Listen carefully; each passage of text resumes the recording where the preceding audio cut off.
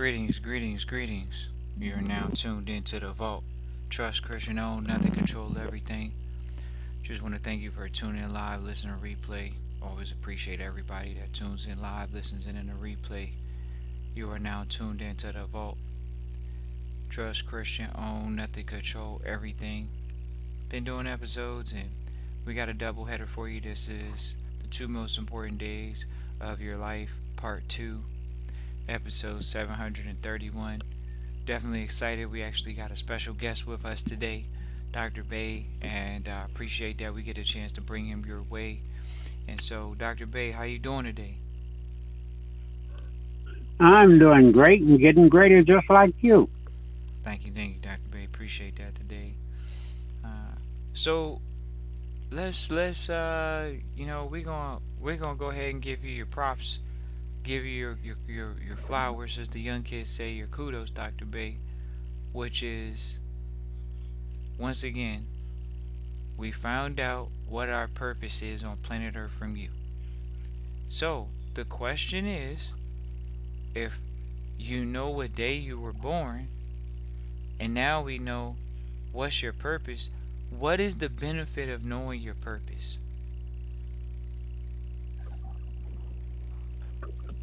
Well, like anything, if you don't know the purpose of it, how can you do anything? In other words, if you don't know your purpose, how can you do what you need to do in your life? If you don't know the purpose of a car, how can you drive it or use it properly? If you don't know the purpose of anything, the key to knowing what to do is to know its purpose for doing it. And different things have different purposes for different reasons. It ties into the cause and the effect of things that are on earth and why they exist and what effect they have.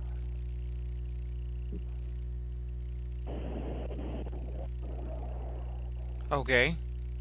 And so, at what age did you first find out your purpose? I'm not really sure, probably around two. Okay. So you found out your purpose at 2. And to what do you do to practice your purpose? Well, understanding what your purpose is has led me to do pretty much everything I've ever done because, like, my purpose is the one, and I've been in a leadership position all my life. Just like I started my first business when I was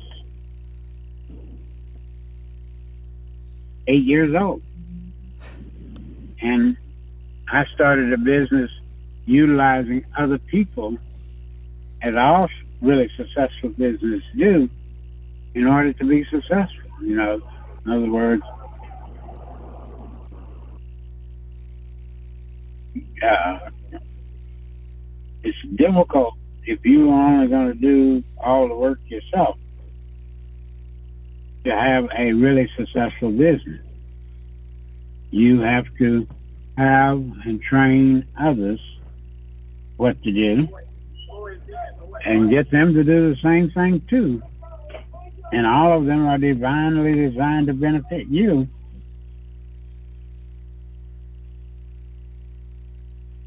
Okay. And so one day we may do a episode about you being the center of your universe. But how does that tie into knowing your reason for being? If we could even talk about that. Well, since most people don't know their reason for being, but need to know their reason for being, it makes things a lot easier and a lot more understandable to why you feel, think, and act the way you do. Okay. Now, how would we find out, or someone find out? Like, say there are people that say, "Oh man, I found out my reason for being, but I don't want to do that.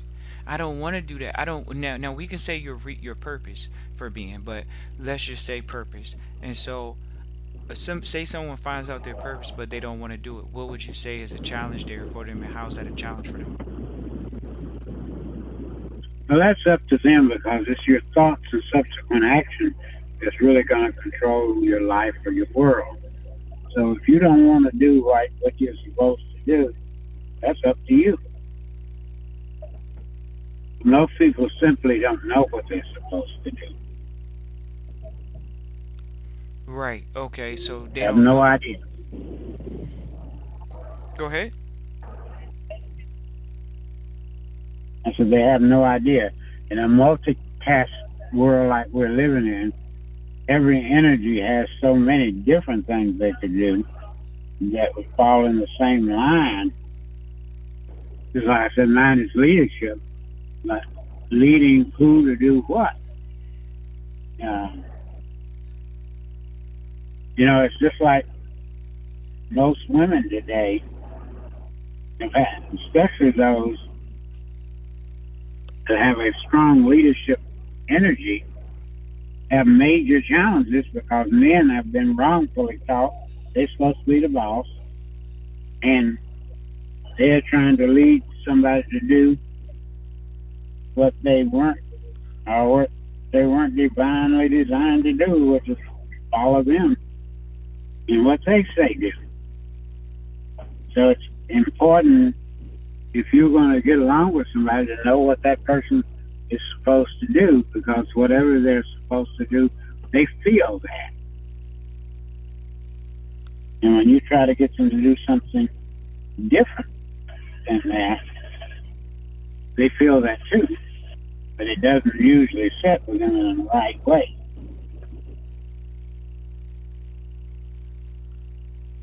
Okay.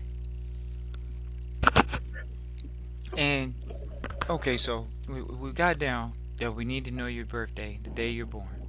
But we're stuck right now on the purpose. What is your purpose for being here? So a lot of people are gonna ask, well, everybody's got a different purpose, Dr. Bay. And that might be true. But then they're gonna say, well, everybody has a purpose and no people have the same purpose. Here we go. You see how that sounded, Dr. Bay? So please talk about that. Can some people have the same purpose? Well, it's not true that everybody has a different purpose, Okay, let's hear but that. it is true that what that purpose is and how they use it is going to be different in many ways. In some ways, it'll be the same. I look at people from a standpoint of,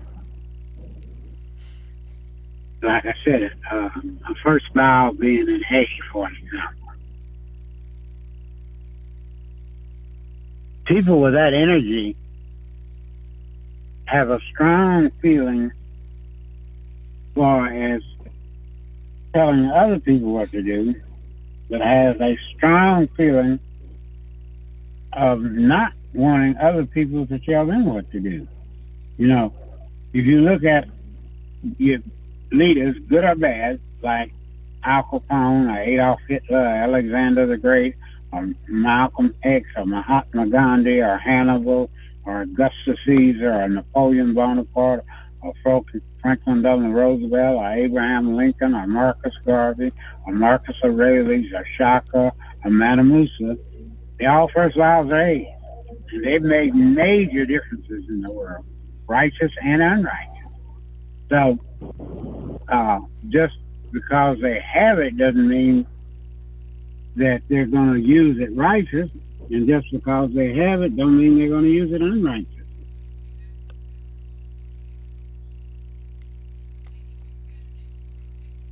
Right. Okay. Now we definitely wanted to find out, Dr. Bay, this whole okay, so some people say, okay, they didn't know everybody has a reason or purpose for being. Everybody doesn't know their purpose. So once they get their hands on this information, Dr. Bay, they say, okay, I found out my purpose. Is it just a da da da da thing, and explain how it's not a da da da da thing? It is not a da da da da da thing because every purpose is connected to every day you live. And different days are divinely designed to cause you to live, feel, and think and act a certain way. So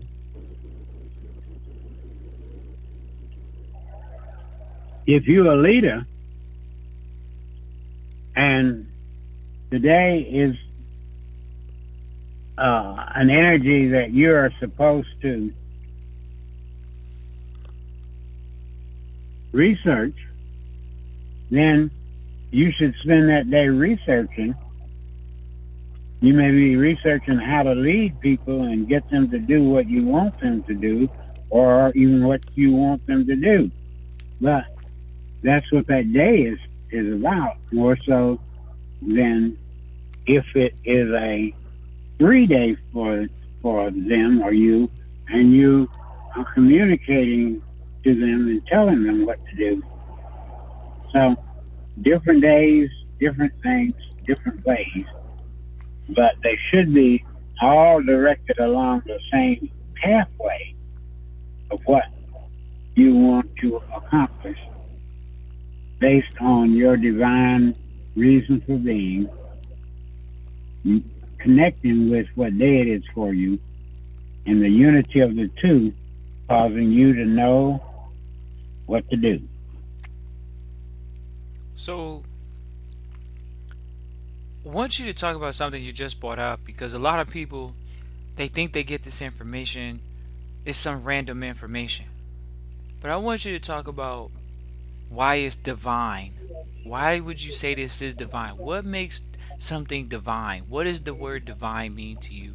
That you say that your reason or your purpose for being here in the days and everything is a divine thing. Well, to me, divine is the structure of the energy that you have and what it is divined to accomplish. What because it has a reason for being, and when I'm talking about divine, I'm talking about their spiritual reason for being, what it is, and how to use it, and when to use it, and what way to use it. Because all of them may differ, even now, depending on the day, but it may also differ depending on the individual that you're doing this with.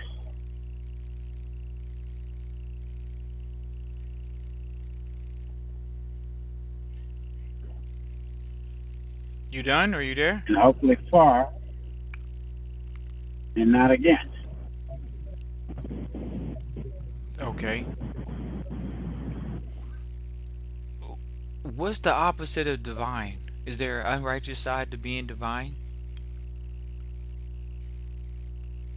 Um, yes, in as much as you may have certain divine qualities, but utilize them in an unrighteous way. Um, to me, for an example, nothing is more divine than love. But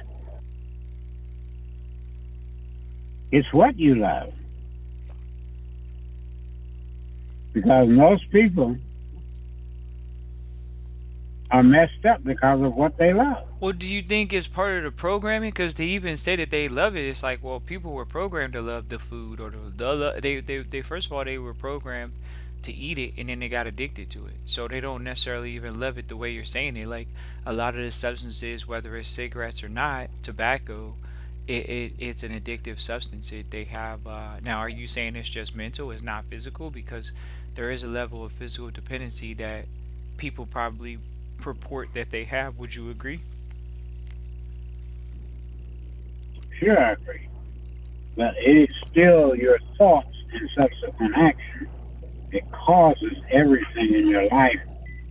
And you cannot have thoughts about something you don't know exists, nor will, since you don't have the thoughts about it, you don't have the subsequent action to deal with it.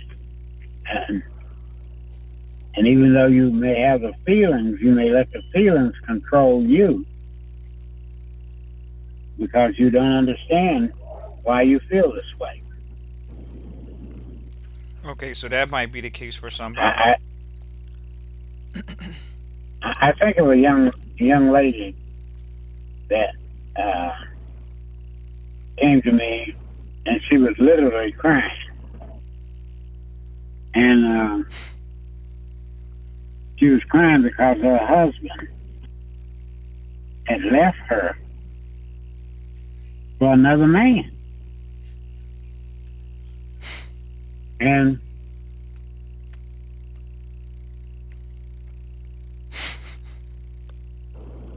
I gave her some ideas about some things she could do to change her feelings about that.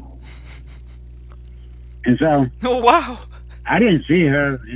It was maybe 7, 8, 9 years later. But when I saw her, she seemed to be so happy. And I asked her, I said, last time I saw you, you were so sad, and this time you're so happy. I said, what's causing you to be so happy? She said, my husband just ran off with another man, and I've been wanting to get rid of him for the last year or two. So the same thing happened, but it was her feelings and subsequent action that created the pleasure or the challenge that she was going through.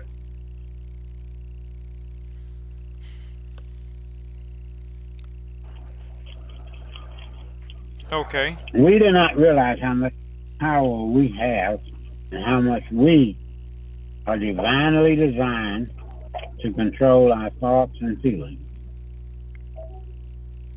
But I want us to do it in a righteous way by knowing what they are, why they have them, and what they're divinely designed to do for us, so that we won't use them in a way that will do what they are divinely designed to do against us. Right.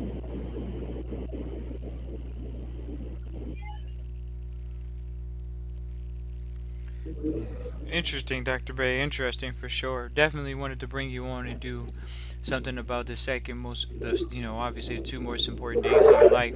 Did you have anything to add on that? Obviously, what day you were born on, but also the day you say you found out your reason for or your purpose for being was when you were 2 years old.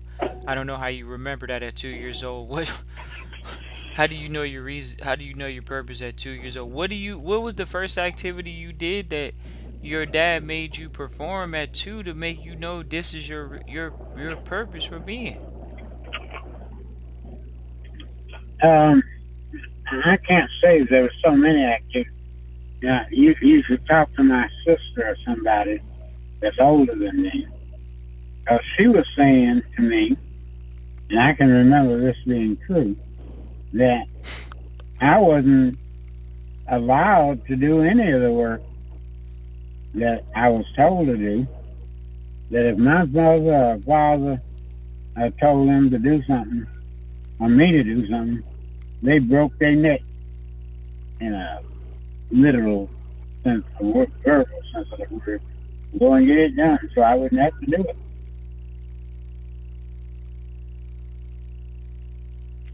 Well, what if that's the case? I mean, I get where you coming from because I know you, but Different people, different things have different situations. how does And that relate to you being there your is no reason? one key.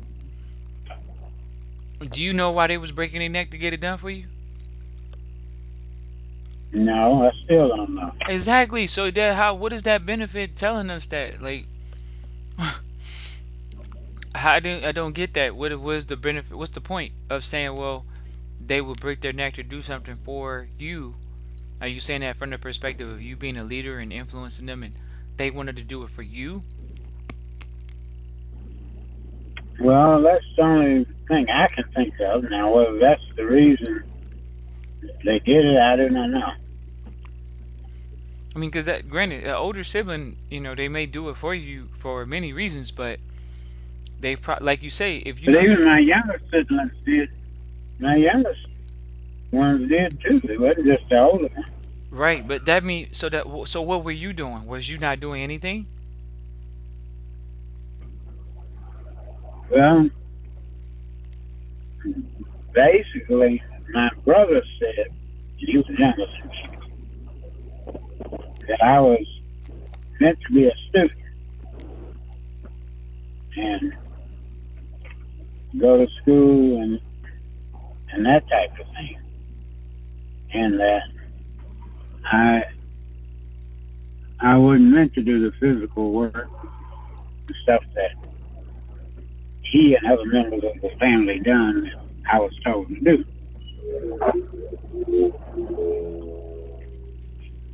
Interesting. I could see that to be true. I could talk to you about another energy to see if that leans more towards that energy, because I think that it does. I've done the research and we talked. You kind of informed me about it. But it is very interesting to say that yes, some people can be a leader in the business, but they're not meant to do the physical work. They're meant to do the mental aspect of it, which is still just as important in the business as well as the physical labor. And the physical labor is just as important as the mental labor, but the mental labor is a part of it, just like the physical part of it.